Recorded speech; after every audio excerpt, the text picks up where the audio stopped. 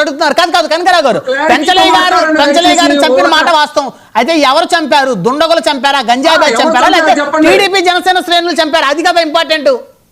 ఈ రాష్ట్రంలో law and order fail అయిపోయిందానికి సాక్ష్యం చెబుతున్నాం.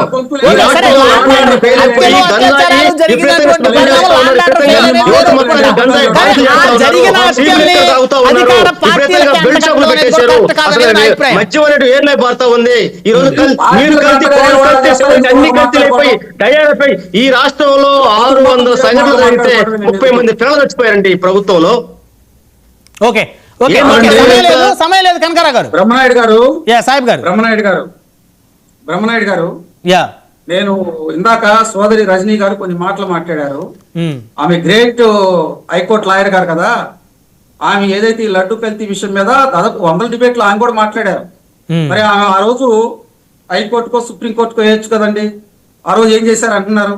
రెండో అంశం, ఎన్డీడీబీ ఇచ్చినటువంటి రిపోర్ట్ల ఆధారంగా మేము మాట్లాడుతున్నాము. ఈ రోజు కూడా చెబుతున్నాము, జంతు కొవ్వులు కలిసి అదే విధంగా వృక్ష కొవ్వులకు సంబంధించినటువంటి అవశేషాలు కూడా ఉన్నాయని ఎన్డీడీపీ రిపోర్ట్, కాఫ్ రిపోర్ట్స్ ఉన్నాయి.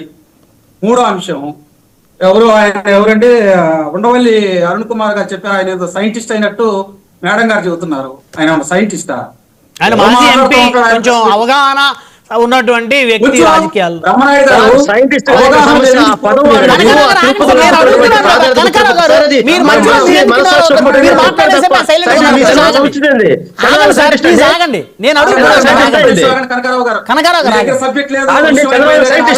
ఆగండి సార్, ఒక్క నిమిషం, నేను చెప్తున్నాను కదా.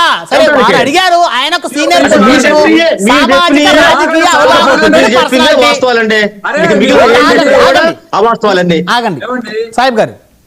బ్రహ్మనాయుడు గారు ఇక్కడ ఏంటంటే ఈ విషయంలో వాళ్ళు ఫెయిల్యూర్ అయిపోయారు, దొరికారు కాబట్టి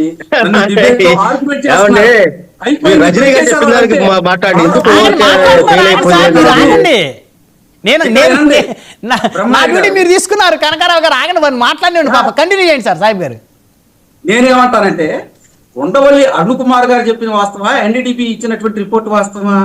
రెండోది, సోదరికి అవగాహన లేదేమో, ఆర్టికల్ 295A చాలా కీలకం అండి, అది ఒక్కసారి చూడండి.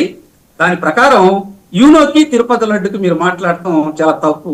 అది ఆ వ్యాఖ్యలు వెనక్కి తీసుకోవాలి. ఇప్పుడు మాట్లాడొద్దండి దయచేసి. నేను ఎందుకు అన్నానంటే, తిరుమల తిరుపతి వెళ్ళి భక్తులు ఆ ప్రేమతో ఆప్యాయతతో దేవుణ్ణి స్మరించుకొని ఆ లడ్డు చాలా పవిత్రంగా తీసుకొచ్చి మధ్యలో చిన్నపిల్లలు అడిగినా ఒక ముక్క కూడా పెట్టరండి. ఇంటికి వచ్చి పూజ చేసుకొని పాయసం అది వండిన తర్వాత అప్పుడు స్వామివారి దగ్గర పెట్టి ఆ లడ్డు పంచుతారు అందరికి. అటువంటి లడ్డును మీరు హేళన చేసి యూనోకను దానికి సంబంధాలు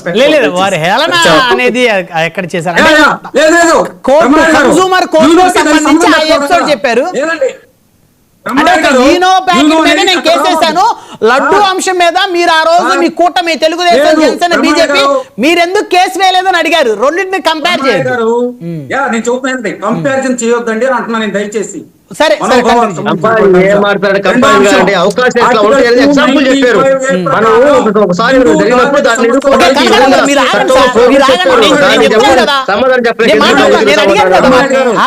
బ్రహ్మనాయుడు గారు, నేను సోదరుని ఏమంటానంటే, సోదరి మాతో కలిసి చాలా రోజులు ప్రయాణం చేశారు. ఆయన కూడా డిబేట్లో తిరుమల తిరుపతికి సంబంధించినటువంటి అంశాలు కావచ్చు, ఈ కల్తీ నెయ్యి విషయాలు కావచ్చు, చాలా అంశాలు ఆయన కూడా మాట్లాడింది అయాల.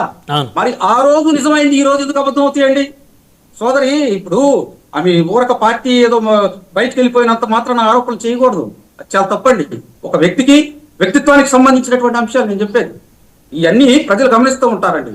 సోదరు, నేను చెప్పేది ఏంటంటే, పార్టీ నుంచి ఎవరైనా బయటకు వెళ్ళిపోవచ్చు, స్వతంత్రంగా మాట్లాడుకోవచ్చు, కానీ కొన్ని కీలకమైనటువంటి అంశాలు వచ్చినప్పుడు మన వ్యక్తిత్వాన్ని కోల్పోకూడదు దయచేసి. నేను ఇంకో అంశం కూడా చెబుతున్నా, నేను కంక్లూడ్ చేస్తాను. ఈ అన్ని అంశాలు మాట్లాడేటప్పుడు కేవలం నేను కల్పితాలు ఎక్కడా మాట్లాడాలి. ఇప్పుడు దాకా ఎన్డీడీబీ రిపోర్ట్స్ కావచ్చు, దర్యాప్తు అధికారులు ఇచ్చినటువంటి రిపోర్ట్స్ కావచ్చు, కాఫ్ ఇచ్చినటువంటి రిపోర్ట్స్ కావచ్చు, ఎఫ్ఎస్ఎస్ఐ అధికారి ఇచ్చినటువంటి రిపోర్ట్స్ కావచ్చు, దీంతో పాటు ఆ రోజు తిరుమలలో జరిగినటువంటి వాస్తవాలు నేను చెప్పుకుంటూ వచ్చా. అంతేకాని ఎక్కడా కూడా నేను అభూత కల్పన మాట్లాడలేదు.